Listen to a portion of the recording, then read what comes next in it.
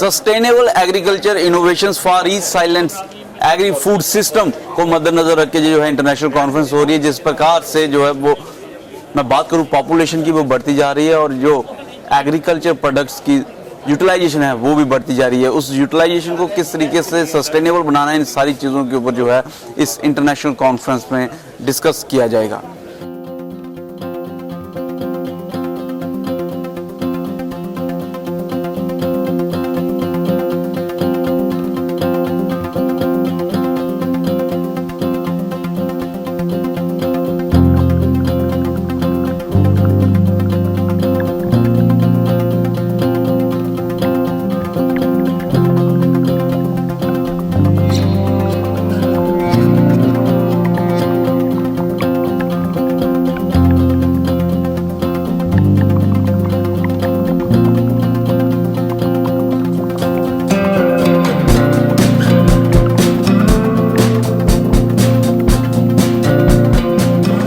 Ecology के ऊपर sustainable agriculture innovation को लेके जो इंटरनेशनल कॉन्फ्रेंस होने जा रही है, उस कास्ट के अंदर ये कॉन्फ्रेंस जो है बाबा जेतो जी ऑडिटोरियम में होगी। और बाबा जेतो जी मैं बता दूं जिन्होंने किसानों के हक और हकूक़ के लिए जो अपने प्राण त्याग कर दिए थे, उनके ऑडिटोरियम में ये जो है इंटरनेशनल कॉन्फ्रेंस होने जा रही है। 13, 14, 15 को जो है इंटरनेशनल कॉन्फ्रेंस होगी और इस इंटरनेशनल कॉन्फ्रेंस में नेशनल और इंटरनेशनल जो स्पीकर्स हैं, कीनोट स्पीकर्स हैं, वो भी इसमें हिस्सा ले रहे हैं।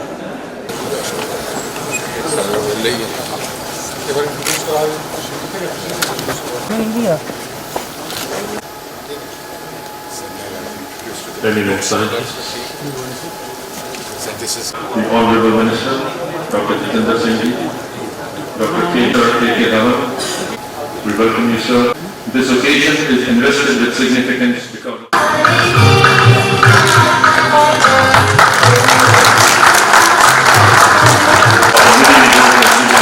thank you very much, sir, for being with us. Dr. K. On this occasion, Dr. Jitendra Singh formally give the welcome address.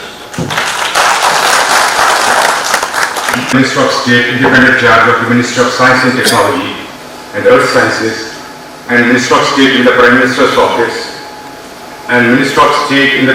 Thank you, sir. Thank you, ma'am. Now you would ask me what has that got to do with agriculture? That is because we don't know. The eye see what the mind knows, but the mind doesn't know.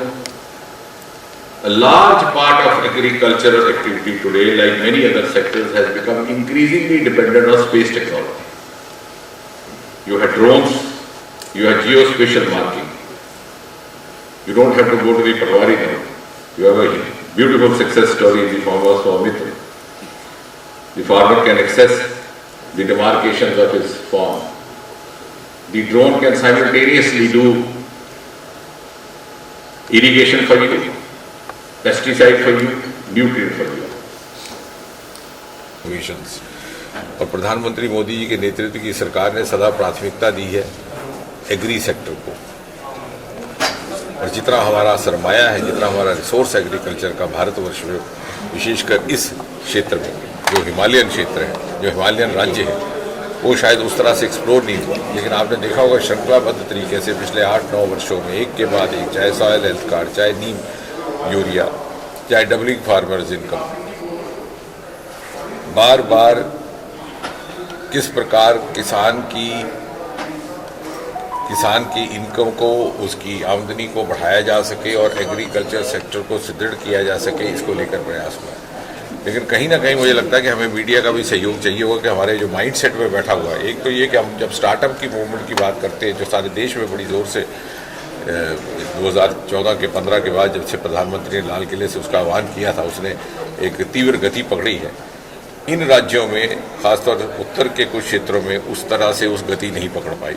और दूसरा, हम कभी कभी जब startup की बात करते हैं तो अक्सर हमारे दिमाग में आईटी और इलेक्ट्रॉनिक्स का ही विचार आता है। हम ये भूल जाते हैं, ये शायद उतनी प्राथमिकता से सोचते नहीं कि एग्री टेक स्टार्टअप अपने में एक बहुत बड़ा नया विकल्प है। और हमारे यहाँ जम्मू कश्मीर से ही पर्पल रेवोल्यूशन का जन्म हुआ। लेवेंडर की कल्टीवेशन में जिन लोगों ने, जिन बच्चों ने भागीदारी की है वो आज लाखों रुपया कमा रहे हैं। और देश में कुछ ऐसे प्रदेश हैं कि जहाँ से सरकारी नौकरी और कॉर्पोरेट नौकरियाँ छोड़ करके लोग इन स्टार्टअप विकल्प के लिए आ रहे हैं, जहाँ पे के लाइवलीहुड के सस्टेनेबल और ल्यूक्रेटिव सोर्सेज ज़रियात मौजूद हैं। तो मैं चाहूँगा कि हम समाज की जिम्मेवारी समझ करके हमारे बीच में जो रिसोर्सेज मौजूद हैं, जिससे हमारे आने वाली पीढ़ी का भी लाभ हो सकता है, और आज के युग में जो हमारे जितने भी विभाग हैं, चाहे बायोटेक्नोलॉजी का विभाग है, CSIR है, हर प्रकार का सहयोग दे रहे हैं जिससे कि एग्रीकल्चर प्रोडक्ट की क्वालिटी बेहतर हो। प्रधानमंत्री जी ने ड्रोन की गाइडलाइंस को रिलैक्स कर दिया ताकि ड्रोन को खेती बाड़ी में, एग्रीकल्चर में, और ये याद रखिए कि आज का एग्रीकल्चरल फार्मर पुराने ज़माने का फार्मर नहीं है, वो छवि दिमाग से निकाल दीजिए। वो एग्रीटेक स्टार्टअप है, वो एग्रीटेक एंटरप्रेन्योर है, और आने वाले वर्षों में 25 वर्षों में, जैसे प्रधानमंत्री अमृतकाल कहते हैं, जो भारत जब अपनी शताब्दी मनाएगा आज़ादी की, तो वो जो वैल्यू एडिशन होगी भारत की अर्थव्यवस्था में, वो इन्हीं रिसोर्सेज से होगी जो अभी तक पूरी तरह से इस्तेमाल में नहीं लाए। उत्तर भारत में हमारा एग्रीकल्चर का रिसोर्स है हिमालयन बेल्ट में, और दक्षिण में हमारा समुद्र तट के अंदर छिपी हुई अपार संपत्ति। तो आपने देखा किस तरीके से एग्रीकल्चर को जो है वो टेक्नोलॉजी के रास्ते से आगे बढ़ने के लिए जो है ये जो इंटरनेशनल कॉन्फ्रेंस जो इस समय हो रही है जम्मू के अंदर, उसको ऊपर जब डॉक्टर जितेंद्र सिंह जी बात कर रहे थे, उन्होंने कहा कि आने वाले 25 सालों में जो है वो स्टार्टअप एग्रीकल्चर सेक्टर में जो है वो होंगे। और अभी जिस तरीके से पुराने तरीके से लोग कहते थे खेती बाड़ी मात्र 2 बीघा ज़मीन तक सीमित है, वो ऐसा ना कहते हुए जो है वो ये आगे और प्रोडक्टफुल होने जाएगा। बहरहाल ये कितनी जल्दी होगा वो देखने वाला समय रहेगा। ड्रोन्स का इस्तेमाल होगा एग्रीकल्चर के लिए, वो उसका जिक्र हुआ।